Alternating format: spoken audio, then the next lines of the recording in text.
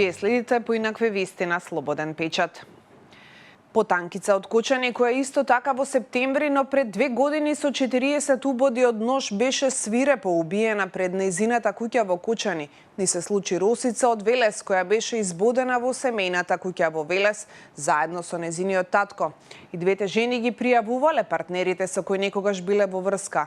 Танкица во полиција, но немала пријави до обвинителството.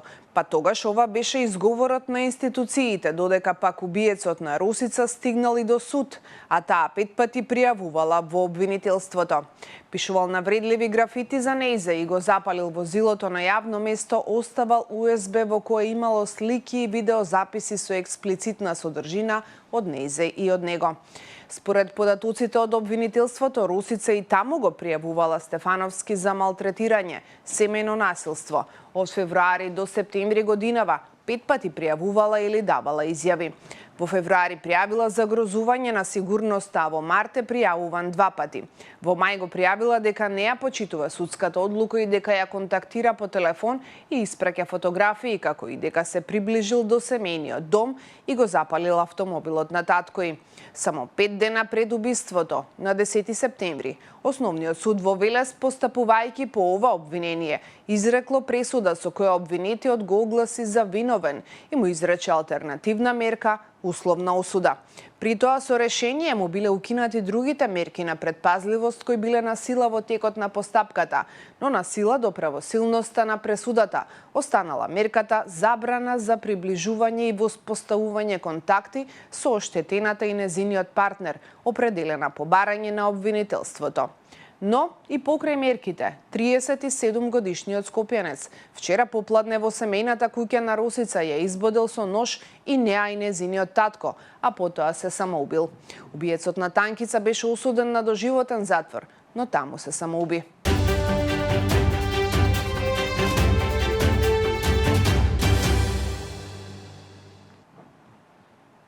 И по 2 недели од почетокот на новата учебна година, училиштата се уште ги немаат сите учебници. Министерката за образование и наука Весна Јаневска за време на вчерашната посета на општина Газибаба рече дека се обидуваат да обезбедат донација за најголем дел од учебниците, за кои призна дека не достигаат низ целата држава.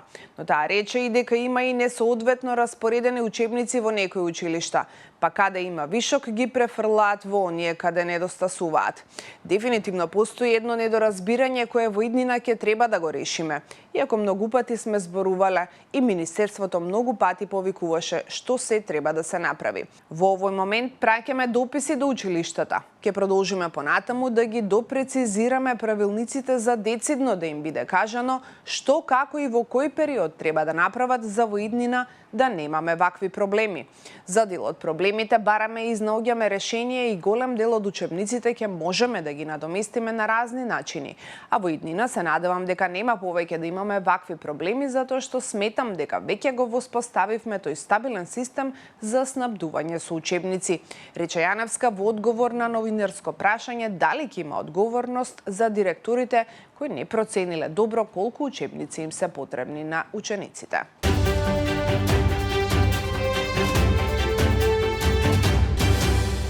Сопругата на полицаецот од Пробиштип Тоше Тодоровски, кој загина во пожарот во дискотеката Пулс во Кочани на вчерашниот собир во градот по повод 6 месеци од трагедијата, изнесен и за тешки обвинувања кон министерот за внатрешни работи Панче Тошковски. Таа бараше правда од институциите и јавно го обвини Тошковски дека го подкупил неговото семејство за да не бара оставка. Ветивте дека ќе ја спроведете правдата за Тоше, кој зад себе остави 2 малолетни деца. Ми ветивте работа, а на негово место ја вработивте сестра му. 5 месеци ја чекав пензијата. Никој не ме праша како сум и низ што поминувам, рече сопругата на загинатиот полицаец. Таа објави дека била оставена без поддршка од свекорот и сестрата на сопругот. Свекорот оставил сметка во полиција и собирал донации за децата кои останаа без татко. Иако тој тврди дека се грижи за децата и сега е нивни татко, го гледа само својот интерес, според незиното тврдење. Сопругата на починатиот полицаец вели дека сите пари од донации одат кај дедото на децата, наместо кај нив, но тоа ништо не им значи бидејќи тие пари нема да го вратат братат нивниот татко. Блиските на жртвите вчера побараа оставки од министерот за внатрешни работи Панчо Тошковски и премиерот Христијан Мицковски поради несовесно работење.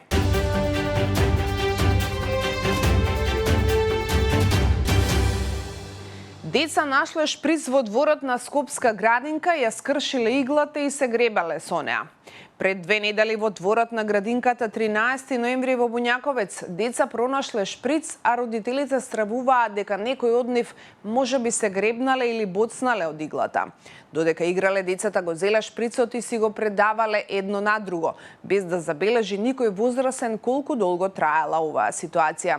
Родител за A1ON изјавил дека станувало збор за веќе употребен шприц, најверојатно фрлен од зависник од дрога. Паника настанала кога било откриено дека едно од децата го однело шприцот дома, скриен во џеб, а подоцна било утврдено и дека имало игла која децата ја скршиле и се гребале со неа. Се уште не е јасно дали навистина некој од нив биле боцнати или повредени. Според сведоштво на родител, пишува A1ON, од градинката им било кажано да не го шират случајот во јавност и дека ќе се реши внатрешно. Дел од родителите реагирале дека не се обрнува доволно внимание на децата кога играат во дворот, а други барале во вечерните часови да има контроли за тоа кој влегува и што се случува таму.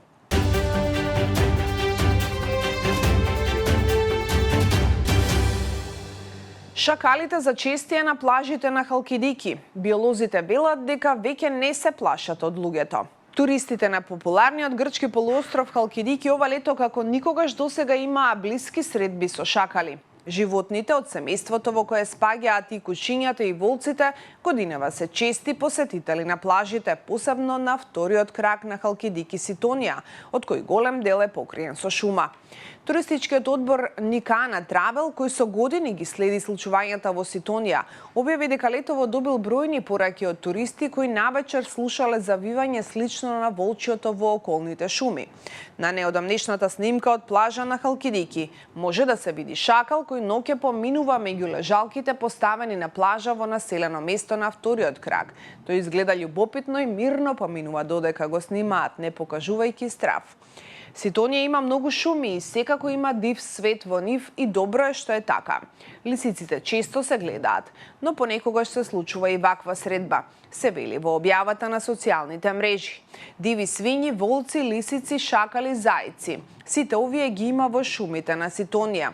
Ретко се спуштаат на брегот, додаваат од агенцијата. Оттаму сепак предупредуваат дека ваквите појави сега се почести и дека туристите треба да бидат внимателни при контактот со какви било диви животни.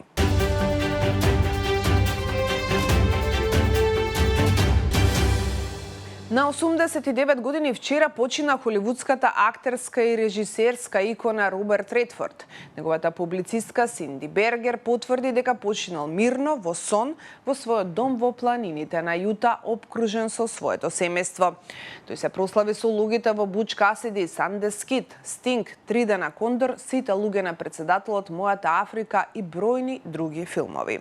Инаку тој освои Оскар за режија на филмот Обични луѓе, а својата единствена номинација за Оскар ја доби за улогата во филмот Убодот од 1973 година, шега за двајца измамници од ерата на големата депресија. Роберт Редфорд остави зад себе богато филмско наследство, но и големо семејство. Со својата прва сопруга Лола Ван Вегенен имаше 4 деца, Скот, Шона, Джеймс и Еми. За жал неговите 2 сина починаа, а неговите деца и внуци продолжија да ги следат неговите уметнички и активистички стапки.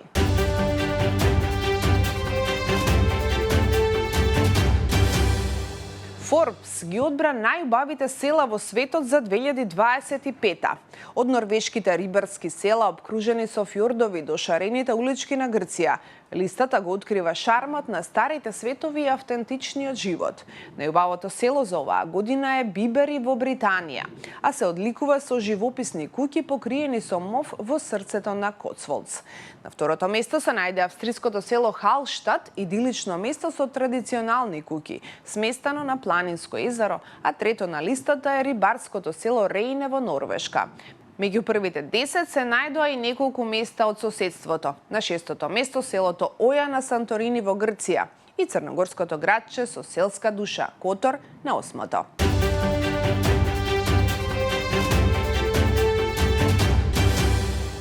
Вие гледавте поинакви вести на Слободен печат. Секогаш можете да ги најдете на нашиот YouTube канал Слободен печат. Бидете добри, утре се гледаме повторно.